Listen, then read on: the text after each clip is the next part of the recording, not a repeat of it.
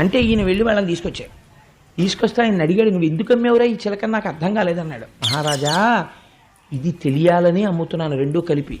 ఎందుకో తెలుసా, రెండూ చిలకలే, రెండింటిది ఒకే ఉపాధి, రెండూ చిలుక సంతానమే. ఒక చిలుక చిన్నతనంలో ఒక మహాభాగవతుల యొక్క ఇంటిలో చేరి వాళ్ళ దగ్గర పెరిగింది.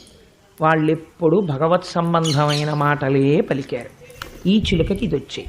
ఇంకొక చిలక ఒక భయంకరమైన సంస్కృతి కలిగిన వాడి దగ్గర పెరిగింది, వాడి మాటలే దానికి వచ్చాయి.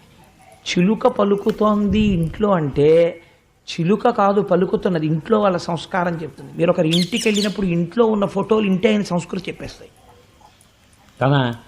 అమ్మవారు చిలుకలకి పలుకులు నేర్పుతోంది అంటే అమ్మవారి చేత పలుకులు నేర్పబడిన చిలుక ఎటువంటివి నేర్పబడితే వ్యాస భగవానుడు పోతన గారు రాస్తారు.